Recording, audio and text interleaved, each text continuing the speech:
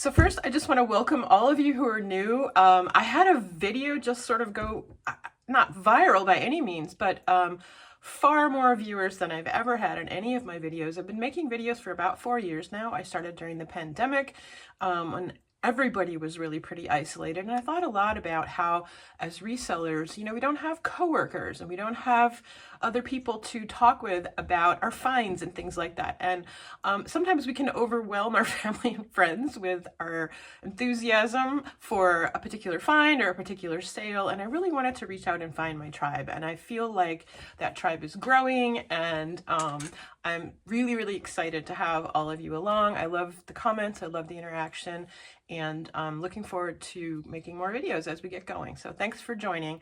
And to my loyal subscribers who've been there from the get-go, I'm really happy to be back with you and catching up on what's been happening. So let's get into the video. That's step one, and we're actually really close to the thrift store, so we're walking over there now. Okay, so like I said, I'm no expert in AI, but I do use it for various components of reselling, and I do think it's been a game changer in many ways.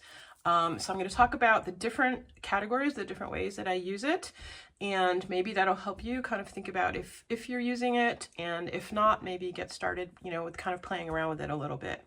So the second thing that I want to say is that I have done research on AI in another capacity in my life, where I'm also, a college professor. And so that is really tricky in terms of, should we be using it? Should students be using it? How and why? And really, how can we best leverage it? So I'm going to link a couple of videos below that I've turned to kind of help me work through and think through those kinds of issues. And really, it comes down to this idea of how can you best leverage it and use it as a partner, rather than, taking away those creative aspects of what it is that we do. So I'll link those down below for you if you're interested. So, and then another caveat is I do want to make mention of this idea that, AI is getting some serious criticism for the environmental impacts that the generation, particularly of images, but also of searches, does have. And so I do think we need to be aware of that. I think the industry is working on it, we hope, in terms of lessening the impact, but things like needing to cool down with water the servers or the machinery is an issue. And so it is something to be aware of, to keep your eye out on, and maybe not use it just for fun, but really for things where it really is going to help. Okay, so let's get started. Number one, I think there are 3 categories I'm going to start with this video, and I might expand on it if there's interest in future videos. But number one, of course, is research. We've all been using AI all along. We've kind of like incrementally begun using it more and more and more. And with the advent of Google Lens, I think Google Lens just became indispensable for us as resellers. So if you're not familiar with it, I think most of you probably are. You can input a photo into Google Lens, and it will pull up everything from Google that looks exactly like that photo, or maybe similar to that photo. There are a few mistakes along the way. I'm going to put up a really funny one here. So I have this teddy bear. I haven't listed it yet. I'm trying to find out more information about it. So I put it into Google Lens to see, is this a stiff bear, a very valuable antique bear? Is it a nothing? What is it? And I get this. So you do have to be very careful about how and why you use Google Lens. Now, one of the additional features that Google Lens instituted, which has been also a game changer, has been to allow you to put in some wording into the Google Lens image search. So now you can narrow that scope down even further. So you can put in the photo of your blouse, and then all the blouses come up. Maybe you didn't find the particular one that you were looking for, and so now you can put in the brand. You can type the brand in, if this is Chico's, et cetera, et cetera. You can put in as much information as you like and see if you can narrow that down even further. So Google Lens is great because it will bring you to other sites. So it may bring you directly to an eBay site where that item is also for sale. You can decide whether to buy it, whether to purchase it for resale or not. And you can look at maybe what those comps are. So a lot of people are using Google Lens for comps, looking at comparables to find out how much something may or may not sell for. And then you can look, you know, through what's sold to see if the item is actually selling, how many are listed, what the sell-through rate is. So if there are 100 listed and only 25 have sold, you can tell whether you're going to purchase that item or not, right? So that's number one, and that's research. Now, Google Lens isn't the only way to do research, though. I often toggle back and forth between Google Lens and ChatGPT, and I find that ChatGPT is actually better in some ways than Google Lens even. And you can do the same things. You can pull up ChatGPT, you can, or another AI platform. I use ChatGPT, so that's what I'm going to talk about here. You can put a photo into ChatGPT, and it will pull up information on your item. Fabulous. Very similar to Google Lens, except that it's not taking you necessarily, it might offer if you ask it to offer, if you ask it to bring you to other websites where it has found this item, it can do that. Generally, it will just sort of give you its own listing. It'll pull together everything that it's brought up. Now, particularly in research, you need to be extremely careful about what are called hallucinations. And yes, ChatGPT and other AI will hallucinate or make up things if it doesn't find an actual answer. And I have caught it making things up, particularly when I'm doing research for a course or students are looking up material for a course. It will make things up. It will make shit up, basically, to put it very bluntly. And I think that it's getting better at not doing that, but you need to be very cautious. You have to edit, kind of look at everything carefully. Be sure that it's telling you something that's real. So one of the things you need to get really proficient at is prompting, which is how to prompt AI, or what sort of questioning you're going to put in to get an AI to give you back that information that you want. So be careful, be very careful about crafting particular questions about an item. And sometimes, you know, I can even put in something like, is this true? Now, if AI does hallucinate and give you false information, you can call it out. Hey, I don't believe this is true. And it will apologize to you. So it's a little bit kind of funny. I'm sorry, my bad. But that doesn't make it any easier necessarily to decipher what's true and what's not true. So make sure that you're reading entirely through all of that information, and you want to kind of cross-check it with other sites. So it's not a bad idea to do a little bit of Google Lens, a little bit of ChatGPT, and kind of check all of that before you're putting information into your listings to make them more accurate.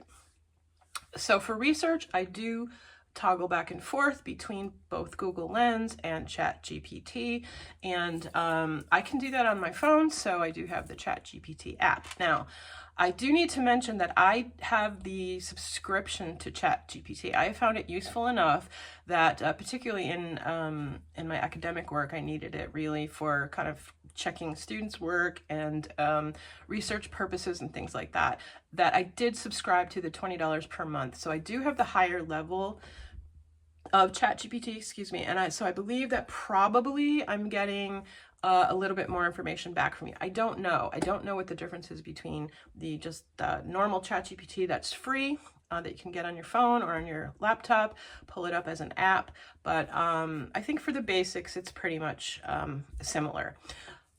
For me, that $20 a month has been worth it. I find that I get really good content, a little bit less hallucinating and things like that, and it can do what's called deep research. So if you really want to delve into, oh God, I can't believe I just used that word.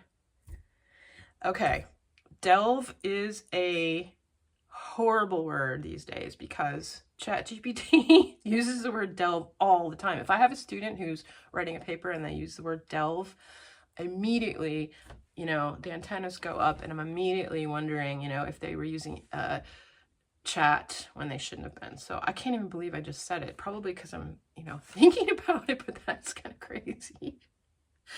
Okay, so if you want to do deep research, you can do that. Now, the other place that I do, I have researched in the past, primarily for comps, was WorthPoint. The WorthPoint subscription, I've kind of had it in the past and then gotten rid of it. I think you need to be a really hardcore full-time seller of very unique types of items to find WorthPoint has value for you. So I don't currently have it, but if you're selling really high-end antiques, when I'm doing a lot of antique books, then WorthPoint can become of value. It comes up with great information. It will store information from years and years and years ago. So you're not limited to either the 3-month window on eBay solds or the information from Terapeak, which I think goes back 1 year. WorthPoint will go back 10, 15, 20 years. I don't know what the limit is, but and it will pull up that information. So that's useful. It can also be a little bit misleading sometimes though, because values change rapidly, especially if you're selling clothing, for example. You know, we know fashions change on the regular, and so that can be an issue. But those are some of the main ways that you're gonna do research on your item. So comping items and kind of finding style names for things like that. So I think I find that going back and forth between those two platforms is the best way that I have found to do it. Okay, number 2. This is a biggie, and this is photos. So we all, I think, kind of started out with thinking about how to create the best photos for your buyers to accurately represent your item, and maybe hopefully to outcompete, you know, other items that are on the same platform for sale, and have maybe a better photo that shows more information and is going to draw buyers to your listing if it's something that has other lots of other listings of the same item or same type of item. And so we started out with gaining access to programs that would remove backgrounds, right? So the background erasers started out really, really poorly. A lot of buyers would say, if I see something and it looks like it's just floating in the air, I'm not even going to buy it. You know, I'm going to pass through because I don't like that kind of listing. It's hard to see what the item even is. The background erasers have gotten much, much more sophisticated. They work amazingly well these days. So I do have a subscription to Photo Room. Now, Photo Room you can use for free. So if you want to try it, you can use it for free. There are a couple advantages for me that I find that are worth it to pay. I pay $69 per year. So I pay on an annual basis. I find that that's definitely worth it. And one of the reasons is you can batch erase. So I think if you have the free version, you can only individually post the photo, it'll erase the background. Whereas I can list, you know, 100 photos at once, and it will kind of just scroll through. I'll try to show that up here, and it will just scroll through and do the background erase in a batch form. So it's much, much quicker. So there are other programs. Again, I'm not an expert on things that I don't use, so I'm not going to talk about them, but Canva and some others do the same kind of thing, but I prefer Photo Room. So one of the things that I do is background erase. Not all the time, but a lot of the time. One of the really, really cool reasons is I do it is I can take photos anywhere. And when I say anywhere, I mean anywhere. I've taken photos on the hood of my Jeep. I've taken photos on an old picnic table at a park when we were camping. I love to go thrifting when we're out of town, and I will bring the items back and just throw them onto the picnic table and just erase that grody kind of, you know, wood look from the items, from the background. And so it's very, very freeing. There's nothing worse to me personally than the idea of needing to go down into my basement and just photograph, because it becomes very work-like. It becomes very office-like, a factory kind of work where you're just kind of rolling through and taking your photos. Whereas with a really sophisticated background eraser, you literally can work in an outdoors area. You can work, I'll take a lot of them out on my deck, everywhere, literally everywhere. So I don't have anything else. I don't have lights. I don't have any kind of setup for, you know, putting items in a light box. I don't have any of that. I just have the $69 a month subscription to Photo Room, and for me that works. So I know some people have invested quite a bit of money into a very sophisticated photography setup, and that's amazing, you know, for people that have that sort of setup. I just don't feel that it's necessary. I feel that AI and these AI programs have made it so that we can be free to frees me up to be able to take photos anywhere that I want. Lighting is an issue, so I am able to photograph during the day for the most part. I'll find a shady spot. You never want to photograph outside in the sun, or very rarely, because it creates crazy shadows and things like that, and it can create weird colors, and so then you'll end up back on your iPhone kind of color correcting. So that is one thing that I do. Also, I go through all of the photos, I take the photos, then I color correct and crop them, and you always want to crop them so that the item is as big as possible in that photo. So that's number one. So once you've erased the background, now you have an option to put in another background, right? An AI background. And I do that for some items, but not all. And I just go by gut instinct, but you can tell when a photo is really portraying the item at its best. So what my criteria is simply, when I'm looking at this item and I see how great it is that greatness showing up in the photo or not? And if not, you're going to want to tweak it somehow or do something else to make that item look exactly the way that it does to your eye. So I can give you a couple really good examples. This is an LL Bean, and I talked about this in my last video. That's LL Bean duffel bag that's sold, and I stuffed it with pillows and I just put it on my living room table and took the photos. But with the background erased, even with white, I tried it with a couple of different colors, I just didn't think that it was really showing how cool this was, because it was very rustic, a little bit beat up, the leather's kind of worn, and that's the look that people are going for, but it wasn't showing against that white background. It was just making it look a little shabby rather than rustic. And so I went into AI and I asked in Photo Room for an AI background. You can pull up backgrounds that are preset, which will be something like, you know, the item on a countertop. And once you start playing around with it, some of them will absolutely look ridiculous. It might resize the item and you'll have the item on a countertop and the bag will look tiny and the countertop huge, or vice versa. So in this case, I asked AI to develop a rustic cabin background. And again, this is where you have to start playing around with learning how to prompt AI to develop those prompts to get what it is that you want. Okay, so I'm going to take you through that process. So those were some suggested backgrounds. They just don't look good. So I'm going to go into AI backgrounds and create my own. So I scroll down, I choose the actual picture that I want to use, and it's this one. So it erases the white. I click on AI backgrounds. It comes up. It gives some suggested an urban alleyway for a duffel bag, but I ask it, I fill in my own prompt. Show the item on the floor of an upscale rustic cabin. That's kind of the look that I'm going for. Now I use upscale because I've tried in the past just cabin and it'll look really kind of like, you know, just not somewhere you're traveling to with a duffel bag.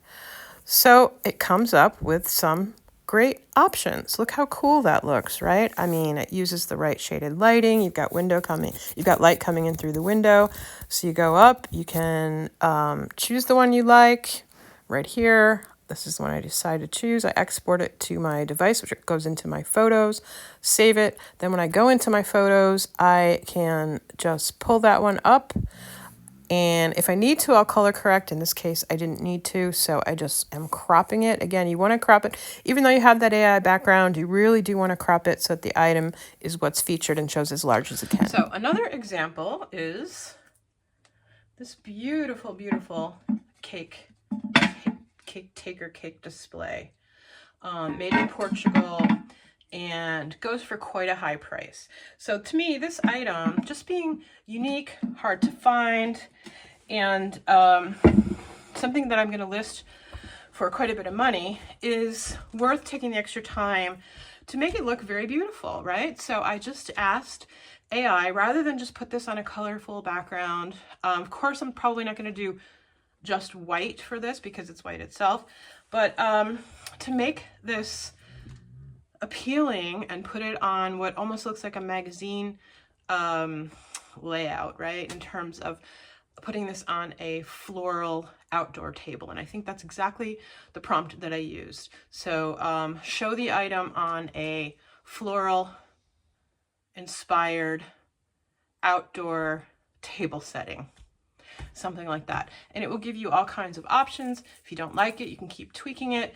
and to get to the actual photo that you think that you're going to use and that you're going to like, and that's really going to showcase that item, you know, as pretty as it actually is, right? And that's your key. You want something that is going to make this item look as beautiful online as it does in person. Next is using Photo Room for putting clothes on models. Yes, AI models. And this goes back to the day, I don't know how many of you have experienced this or remember this, but a lot of times I would get these requests, can you model this item? And I'm thinking, you know, it may be a size 0, it may be a shoe that's 10 times too big for me, but not everything is something you can model. And I think maybe in the beginning when Poshmark first started, it was a lot of people selling items directly out of their own closet. And so there was this expectation that, you know, if it's your own item, I guess you could put it on for a photo. A lot of people don't want to do that, but and never really did. But this solves that problem of being able to put your item on a model. Now, it mostly solves the problem. Sometimes it works beautifully. Other times it's downright scary. Sometimes AI will come up with some very eerie looking human being kind of images and, you know, add feet to a dress and not to the rest of a body or something like that. But with Photo Room, there is an option to use a virtual model. They give you a couple of different models, so various sizes, shapes, ethnicities, and male, female, and you can upload the photo of your item, choose the model that you want to see it on, and it will give you a couple of settings. It comes up with this sort of generic background. You can then erase that background and make it white if you prefer, or you can institute some sort of other AI background. So there is that. A couple of caveats to that I have found is that it really does just a sort of straightforward picture, so there's no styling of an image.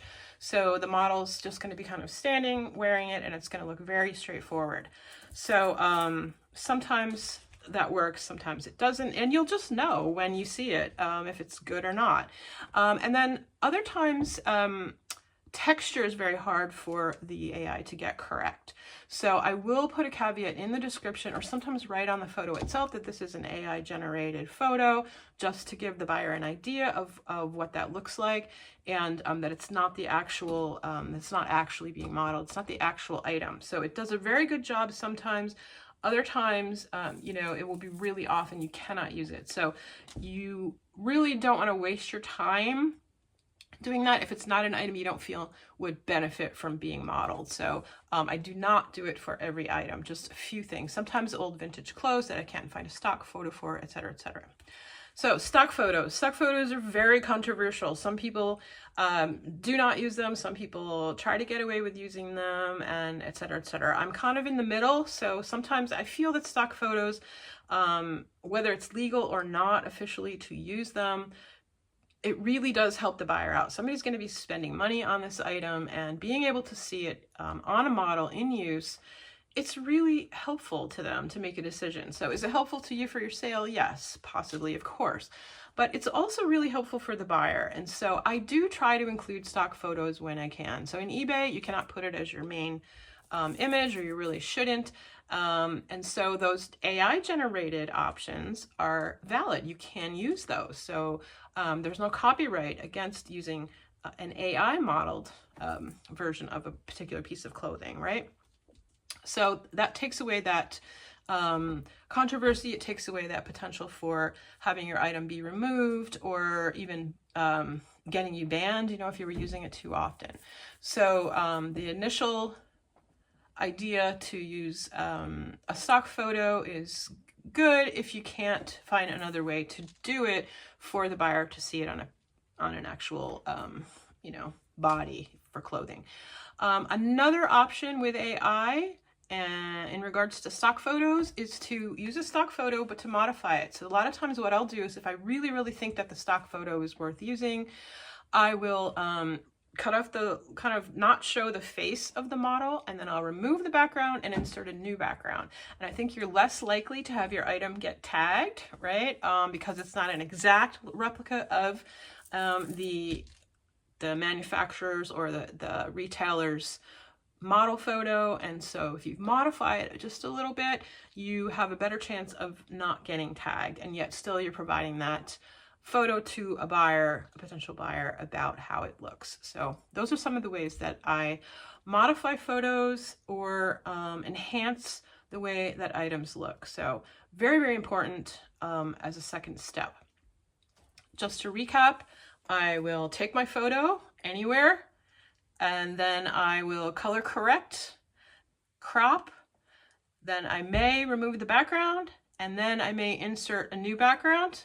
I may put it on a model. So those are some of the ways that I use AI generation to enhance my photos. Okay, number three is the big one. 3 is the game changer for me. It has really changed how quickly I can list. I used to list 5 or 6 or 7 things in a day, and it still can get a little tedious typing out, you know, the descriptions and all of that. And I have whittled that down to like a minute or 2 or 3 per item.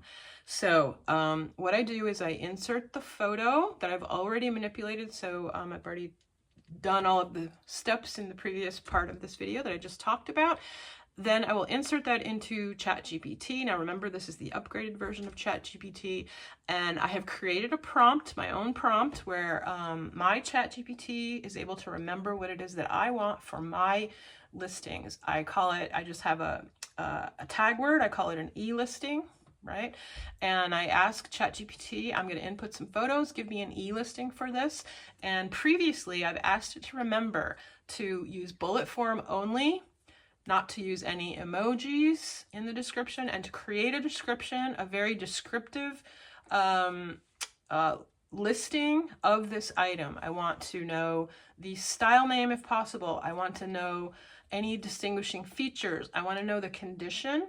And I want some room for putting in measurements. Now, AI can try to measure items for you. I have a couple cases where I've done this. Usually what I'll do though is I'll jot down the measurements on a piece of paper for all the items I plan to list. I will snap a photo of that, insert that into ChatGPT, and then I will say in the prompt, and again, it's all about prompting. There are actually courses these days on prompt engineering, you know, how to be the best engineer of AI by learning to prompt really well.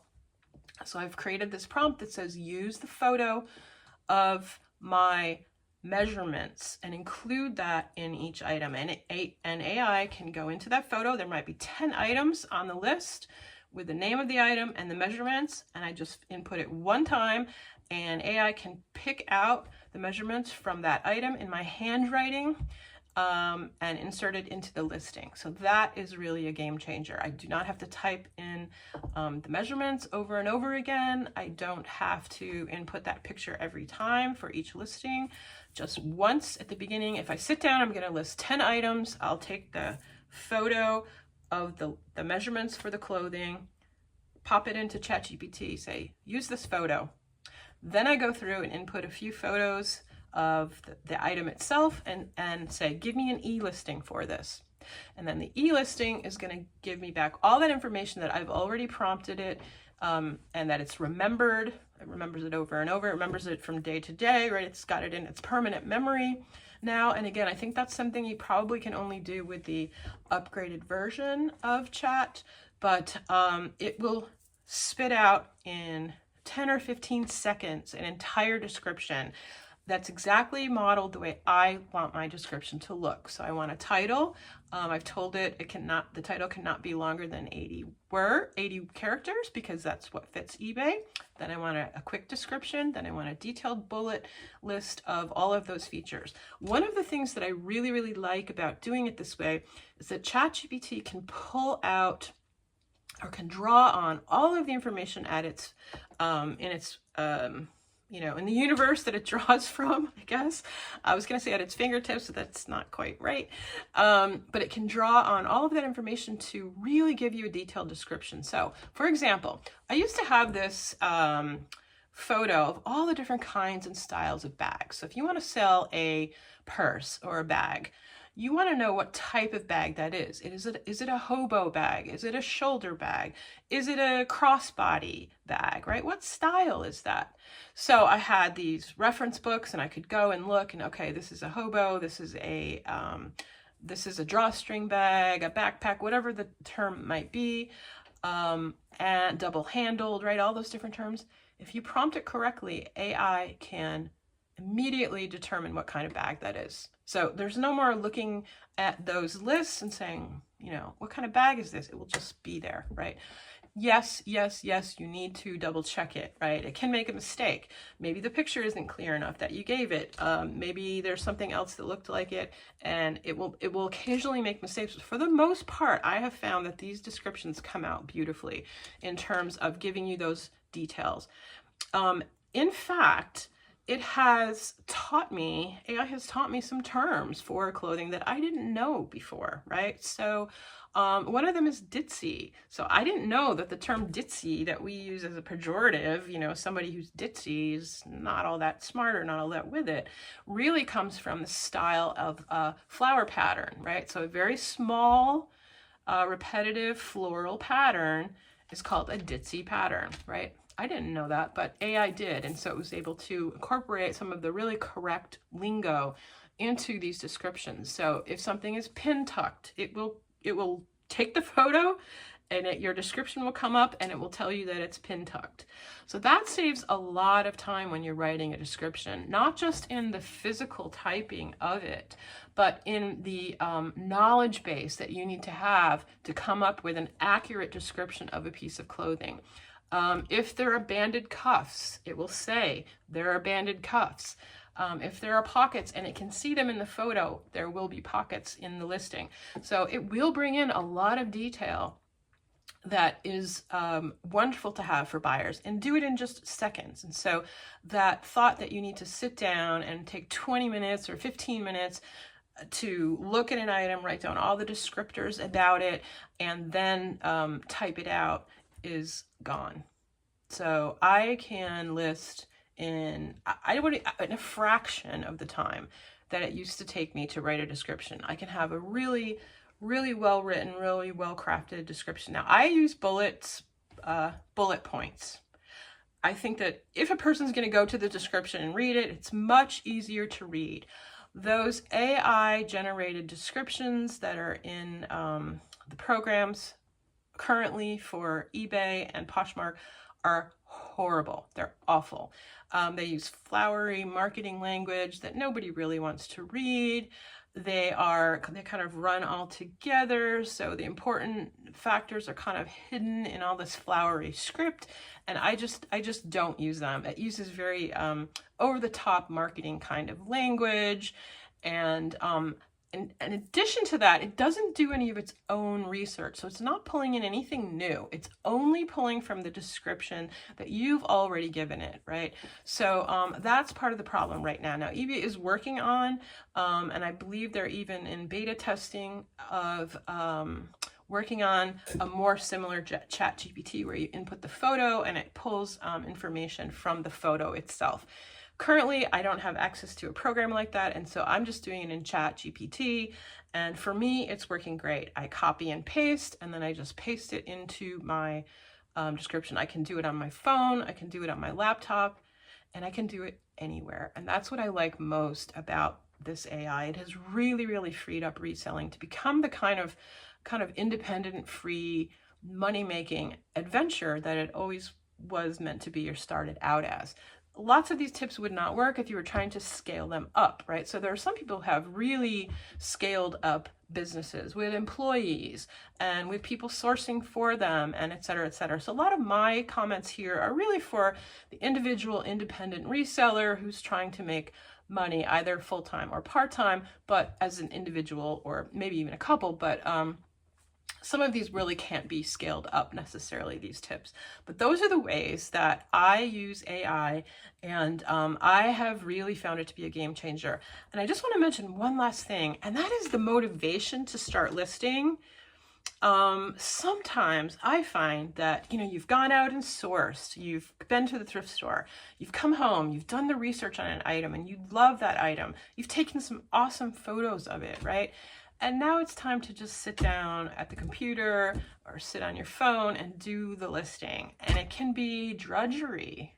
It can feel a little bit difficult to kind of get started just with the actual listing, right? And I have found that just taking those photos, inputting them into ChatGPT, somehow motivates me to start listing, because there it is. There's everything that you need to get started. And I just cut and paste, put it in the description. I've got my my title, and it gives me an extra motivation to really get started listing. It's a starter. So it's a game changer, and it's also a starter. A few caveats. There are some things that AI does not do very well at this point. Now, it's changing by the minute, so that could certainly change.